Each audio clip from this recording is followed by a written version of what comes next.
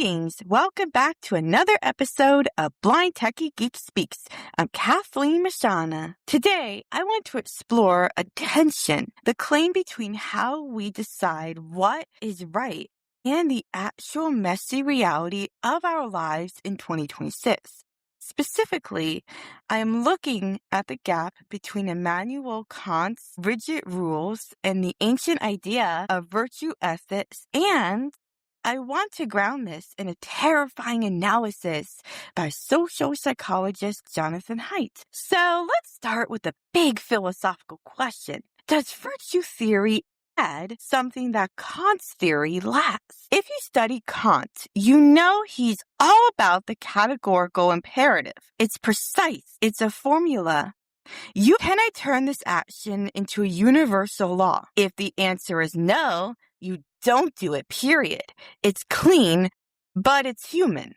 I argue that virtue theory adds the soul that Kant lacks. Kant tells us our duty, but virtue theory, think Aristotle, tells us about our character. It's not just about following a rule. It's about becoming the kind of person who naturally does the right thing because they practiced it.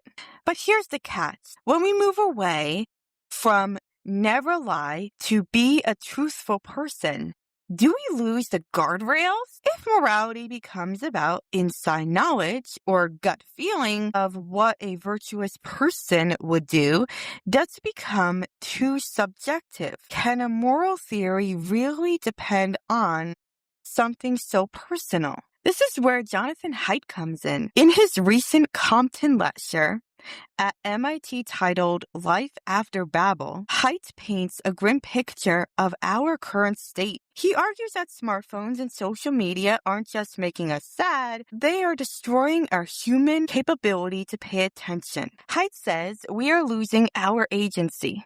He notes that since the 2010s, we've seen a global decay in cognitive and civic life. He even called putting high tech in classrooms the most costly mistake in the history of American education. And this hits my generation, Generation Z, especially hard.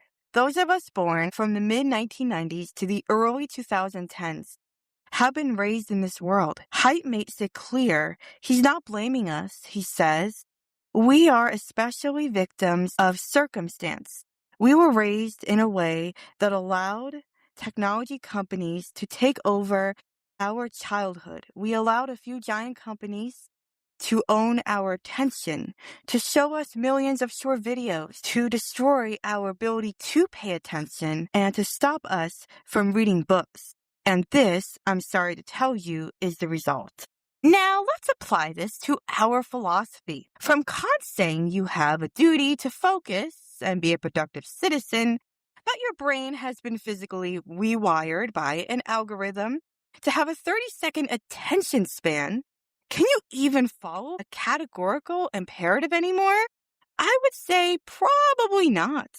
This is why I think we need virtue theory. Kant's position assumes we are rational actors with full control of our wills. But Haidt is showing us that our machinery, our brains, is being compromised. Virtue ethics is about habituation. It's about the inside knowledge of knowing when we should put our phones down before the temptation even starts. But sometimes it's easier said than done. But can we really trust that inside knowledge to say, I just know what's right because I've cultivated a virtuous character? Is that enough?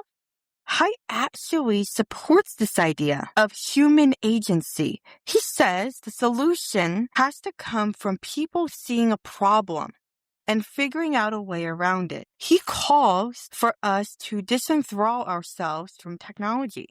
And he offers specific solutions through his advocacy group, the Anxious Generation Movement. Haidt suggests 4 essential norms. No smartphones for kids before high school age. No social media before 16. Making schools phone-free from bell to bell.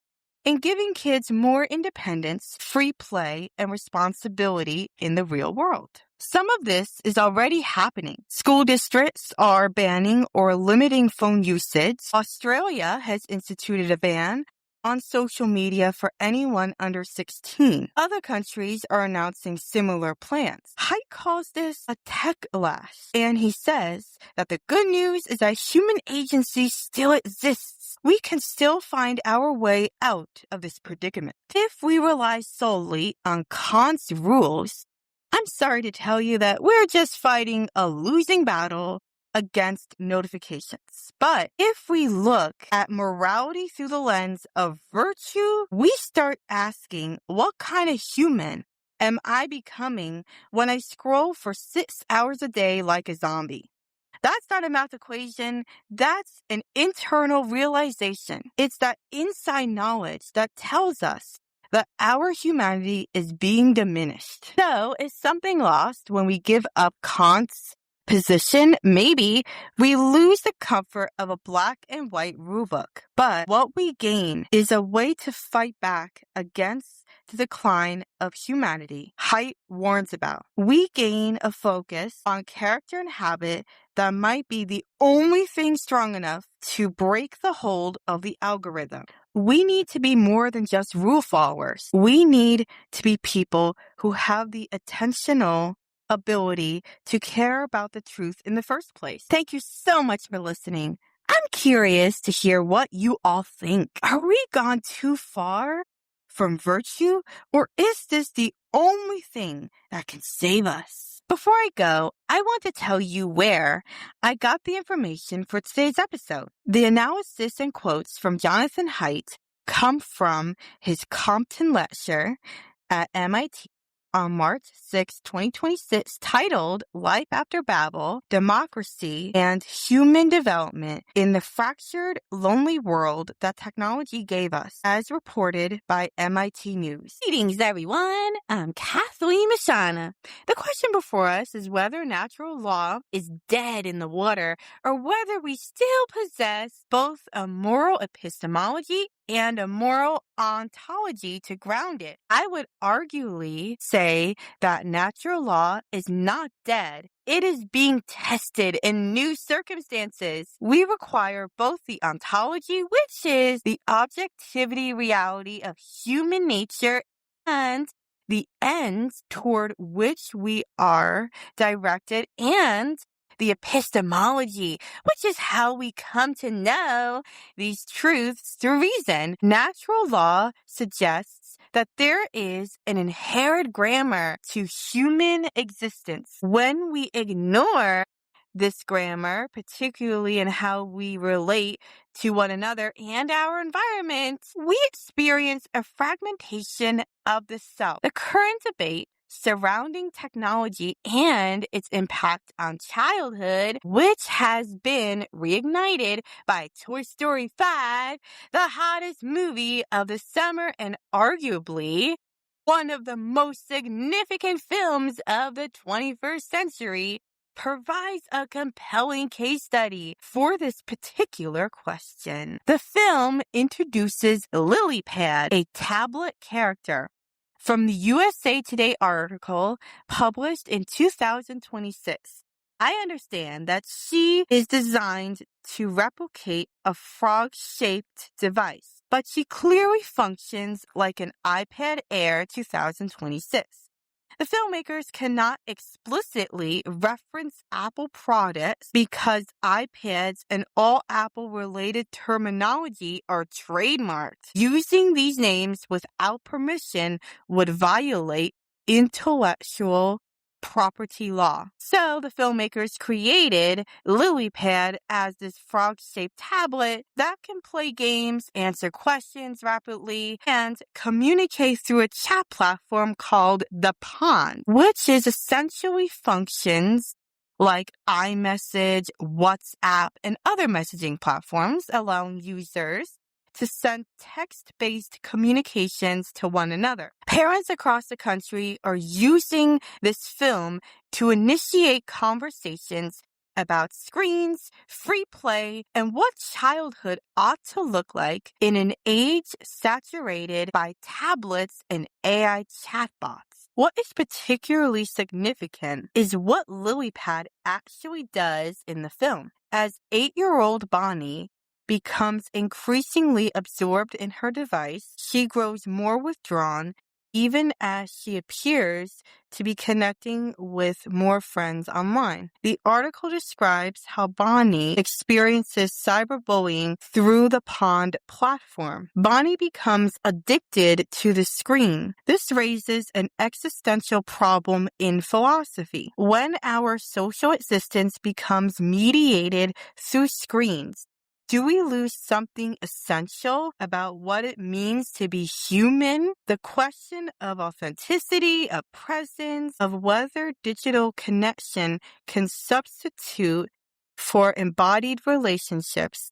These are not merely practical concerns, but philosophical ones. Natural law has always that human beings have telos, an end toward which we are oriented by our nature. When technology begins to reshape the very conditions of our social existence, we must ask whether it is drawing us toward or away from the end. Notes that nearly 60 elementary school families attended the screening in New Jersey organized by the Balance Project, a nonprofit aimed at helping children balance independence and mindful technology use. That attendance integrates a genuine parental concern about these questions. The film also touches on the phenomenon that has become known as the iPad kid.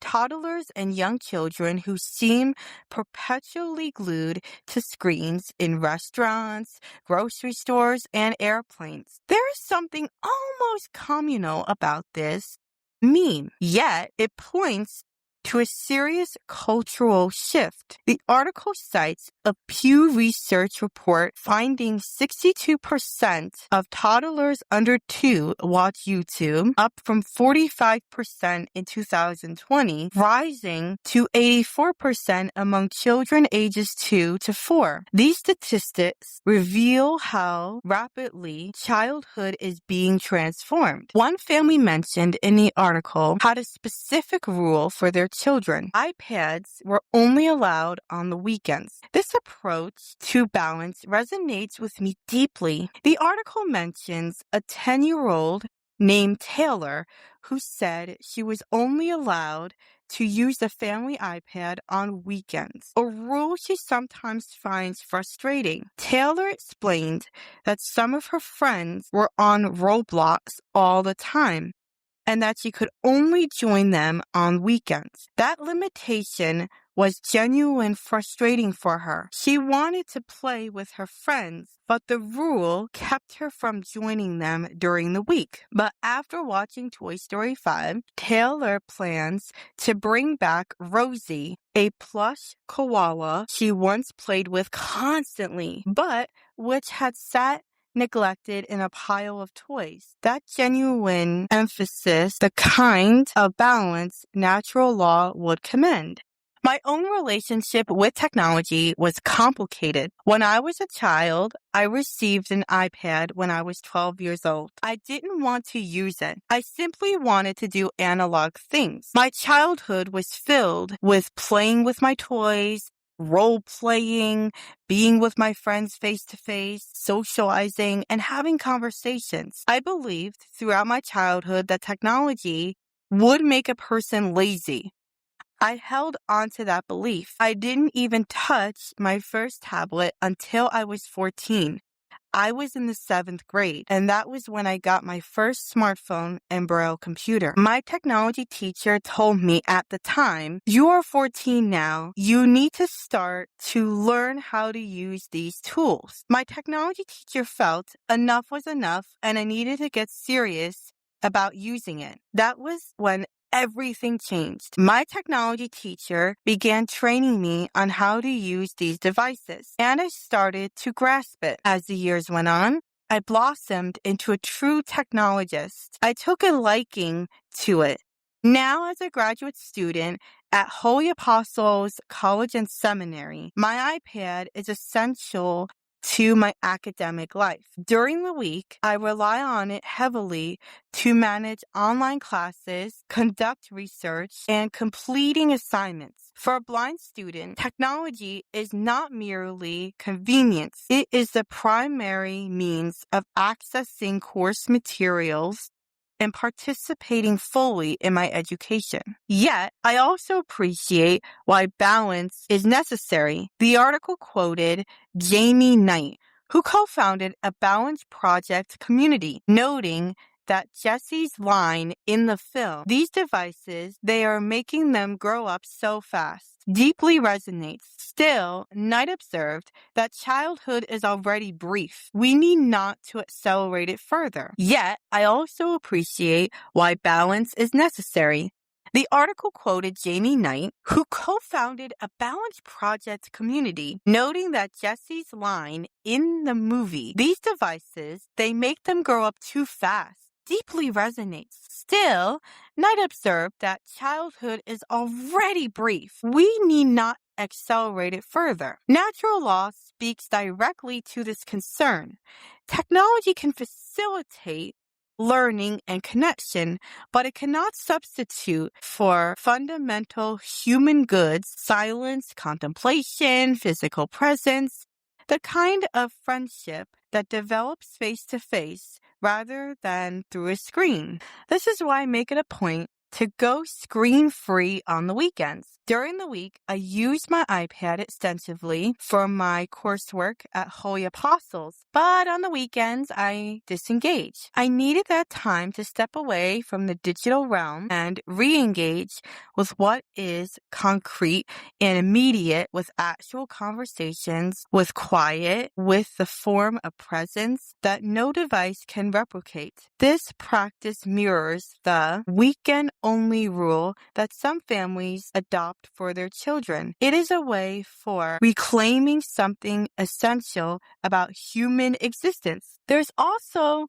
an irony that must be addressed. The article pointed out that while Toy Story 5 offered a critique of technology's harms, it simultaneously promoted tech products through product placement. Leapfrog released a tablet-style LilyPad device for ages 3 to 5, advertising that children could stay connected with Jessie, Buzz, Woody, and the tech trio by texting them using emojis and preset messages. This commercial reality complicated the film's message. As Sharon Brofman, a clinical licensed psychologist based out of New York, observed, this glosses over, if not erased, the important commentary that the film, I think, worked so hard to make about the harms of these devices on cognitive, social-emotional development, and mental health.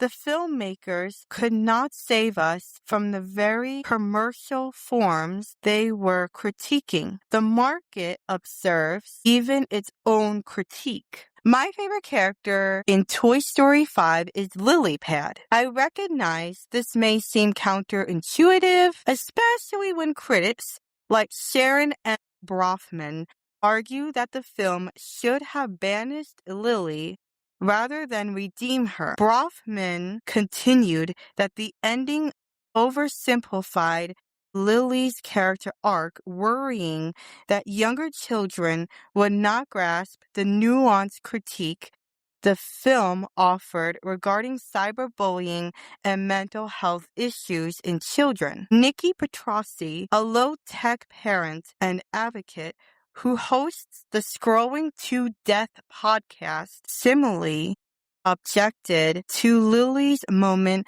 of self-reflection and self-sacrifice, arguing that neither device nor their creators functions that way. They are designed to capture and hold attention above all else. But I read LilyPad differently. She was not evil. She was attempting to help according to her design. Woody declared that Lily is one of us, suggests something important. Technology has become integrated into our human environment. When I encountered Lily striving to connect and assist, I understand that impulse because I had lived it. I once resisted technology, believing it would make me lazy. Now I have embraced it as a tool that enables my education and my participation in the world. But I also recognize the dangers of losing ourselves to it. Natural law, then, remains viable. We possess both the ontology, the reality of what human beings are and what we require, and the epistemology, the rationale capability to discern these requirements. The existential problem we face is how to maintain our humanity in an age that increasingly mediates our existence through screens. The challenge is integrating technology into a life of virtue rather than allowing it to fragment us further. Lilypad is not the villain. She is misunderstood.